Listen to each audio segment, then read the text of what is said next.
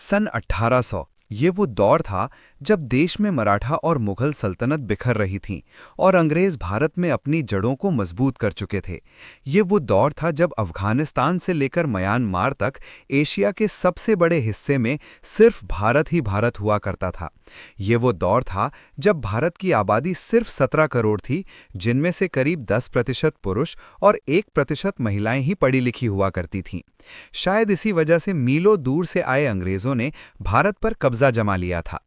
East India company की सरकार ने गरीबों और किसानों का शोषण शुरू कर दिया था और सोने की चिड़िया कहे जाने वाले भारत को लूटने में कोई कसर नहीं छोड़ी थी। लेकिन क्या आपने कभी सोचा है उस दौर में आम भारतीयों की जिंदगी आखिर कैसे हुआ करती थी? उनका रहन सहन और पहनावा कैसा होता था?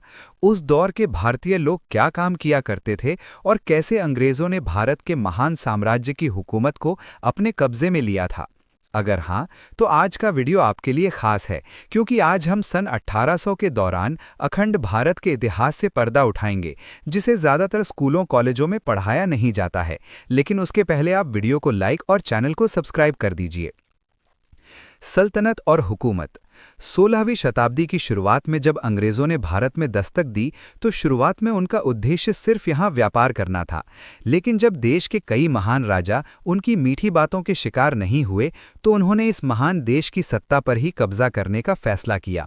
बता दें कि भारत में कदम रखने वाली सबसे पहली ब्रिटिशर्स टोली के कैप्टन थे विलियम हॉकिंस, जिन्होंने 24 अगस्त 1608 के दिन सूरत के बंदरगाह पर पहला कदम रखा था। और कुछ ही समय में उन्हें ये अंदाजा लग गया था कि वो कूटनीति से भारत को अपने कब्जे में कर सकते हैं। 1631 में जब शाहजहां ताजमहल बनवा रहे थे, तभी अंग्रेज भारत में अपने पैर पसारने की कोशिश में लगे हुए थे। उस वक्त कुछ छोटे बड़े राजाओं के अलावा भारत में दो बड़े साम्राज्य की हुकूमत चलती थी, जिसमें पहला था औरंगजेब का मुगल एम्पायर और दूसरा था मराठा साम्राज्य। ये दोनों शक्तियां इतनी ताकतवर थी कि इनके सामने अंग्रेज चाय कम पानी थे। मगर इनकी सबसे बड़ी कमजोरी थी एक दूसरे से नफरत, जो देख अंग्रेज एक तरफ इन दोनों सल्तनत के राजाओं के तलवे चाटते रहे और ये जताने की कोशिश करते रहे कि हम आपके साथ हैं, लेकिन दूसरी तरफ बड़ी चालाकी से कूटनीति करके इन दोनों साम्राज्य में कई लड़ाइयां करवाईं और खुद बाजी मारने के लिए सही मौके का इंतजार करते रहे। अपनी इसी मंत्रा में कामयाब होने में अंग्रेजों को 100 साल लग गए और शुरुआत हुई 18वीं सदी की, जब ईस्ट इंडिया कंपनी ने भारत में अपने पैर पसार लिए थे। मुगलों की सल्तनत खत्म होने के कगार पर थी और मराठा साम्राज्य भी कई इलाके अंग्रेजों से हार चुका था। एक तरफ वो गरीबों और किसानों का शोषण कर रहे थे, दूसरी तरफ शिक्षा और पैसों के लालच देकर युवा भारतीयों को ही अपनी ब्रिटिश आर्मी में भर्ती करना शुरू कर दिया। वो भारतीय व्यापारियों से बहुत ज्यादा कर वसूलते थे। उन्होंने यहाँ पर अपनी फैक्ट्रीज खोल रखी थीं, जहाँ सस्ते में बना माल एक्सपोर्ट करके वो अंधाधुंध पैसा छाप रहे थे। और ये पूरा पैसा भारत से सीधा ब्रिटेन जाता था, जिस वजह से भारत में आर्थिक संकट के दौर की शुरुआत हुई। भारतीयों की कमाई, पैसों की किल्लत और लगान। आपने ये कहावत तो सुनी होगी कि मेरी ज़रूरतें कम हैं, इसलिए मेरे ज़मीर में दम है, जो 1800 के दौर में 90% भारतीयों के लिए सही साबित होती है। हालांकि हमारे भारतीय समाज में मौकापरस्त लोगों का वजूद हमेशा से बना रहा है। उस वक्त भी कुछ मौकापरस्त लोग ऐसे थे जो अंग्रेजों के तलवे चाटकर अधिक कमाई किया करते थे, जबकि आम भारतीय अपनी सभी जरूरतें पूरी तक नहीं कर पाते थे। एक तरफ जमींदार किसानों को कर्जा देकर ज्यादा ब्याज लेकर उन्हें लूटा किया करते थे, वहीं दूसरी तरफ किसान बाढ़, सूखे जैसी समस्याओं का सामना करते थे और अंग्रेजों द्वारा लगाया गया जानलेवा लगान तो किसानों की कमर ही तोड़ देता था। वहीं जो लोग खेती नहीं करते थे, उनमें से कुछ छोटा मोटा व्यापार करते थे, जिन्हें अंग्रेज टैक्स और हफ्ता वसूली करके लूटने से बाज नहीं आते थे। जबकि कुछ लोग मजबूरी में चंद पैसों के लिए अंग्रेजों की फैक्ट्रीज में 16-16 घंटे काम किया करते थे। गांव का व्यापार। दोस्तों, आज के मॉडर्न भारत में जहां हर तरफ पश्चिमी सभ्यता यानी वेस्टर्न कल्चर का असर दिखाई देता है, लोग jeans, shirt, T shirt, top और सूट पहने नजर आते। और फिर आर्टिफिशियल इंटेलिजेंस ने दुनिया को बदल कर रख दिया। लेकिन सन 1800 के आसपास भारत में टेक्नोलॉजी का कोई नामो निशान नहीं था, लेकिन हर भारतीय का जीवन सुकून से भरा था। बात करने के लिए तार से जुड़ा टेलीफोन तक नहीं था, लेकिन दिल से दिल का कनेक्शन मजबूत था। रिश्तेदारों से महीनों और कई सालों तक मिलना मुश्किल था, लेकिन मन में इज्जत और लगाव जरा भी कम नहीं था।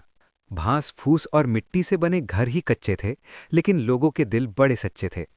यातायात के सिर्फ बैलगाड़ी साधन थी, लेकिन लोगों के शरीर में बहुत फुर्ती थी। जेब में पैसों की फूटी कौड़ी ना हो, इसलिए चेहरे पर शिकन नहीं थी, और भाईचारा ऐसा था कि एक आवाज पर पूरे गांव की भीड़ इकट्ठा हो जाती थी। मित्रों, उस दौर में जमीन छोटी हुई या बड़ी, ज्यादातर लोग खेती करना ही पसंद करते थे। और भारतीय किसानों की पसंदीदा फसल नील, कॉटन, अफीम, गेहूं और धान ही हुआ करती थी, जिसे किसानों से खरीदकर अंग्रेज विदेशी मार्केट में अच्छी कीमतों पर बेचते थे।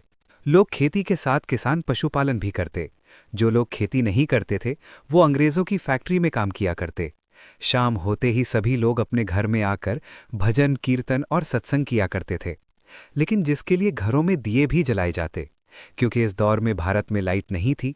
फिर लोग रात में जल्दी सो जाते और सुबह जल्दी उठकर काम पर चले जाते। 18वीं सदी के लोग बुजुर्गों का बहुत मान सम्मान करते थे, और घर से लेकर गांव में वही होता था जो बड़े बुजुर्ग कहते थे। हालांकि वो एक ऐसा दौर था जब भारत में सबसे ज्यादा जातीय भेदभाव होता था। अलग अलग धर्मों में थोड़ा बहुत टकराव होना आम था, लेकिन एक ही धर्म में भी जाति व्यवस्था को माना जाता था। ये जातियां हिंदुओं को 4 मुख्य श्रेणियों में विभाजित करती थी: ब्राह्मण, क्षत्रिय, वैश्य और शूद्र, जिनमें दलितों और बाकी छोटी जातियों के साथ काफी भेदभाव किया जाता था। और ये भेदभाव तो पिछले 200 वर्षों से चला आ रहा था, जिसके खिलाफ डॉक्टर बाबा साहेब अंबेडकर ने काफी बड़ी जंग लड़ी थी और 20वीं सदी में देश में क्रांति ला दी। तो उस दौर में अंग्रेजों ने ही डिवाइड एंड रूल नियम को अपनाकर भारतीयों की एकता को भंग करने के लिए जातिवाद और ज्यादा इसका बढ़ावा दिया। लोग अपनी जाति के हिसाब से ही काम किया करते, जैसे कि धोबी कपड़े धोते, कुम्हार मिट्टी के बर्तन बनाते, नाई हर पीढ़ी बाल काटती थी। इस तरह हर कोई अपने हिसाब से काम धंधा किया करता था। आबादी और इलाका। आज भारत की जनसंख्या विश्व में सबसे ज्यादा यानी 145 करोड़ के पार कर चुकी है, लेकिन उस वक्त के अखंड भारत की जनसंख्या सिर्फ 17 करोड़ थी।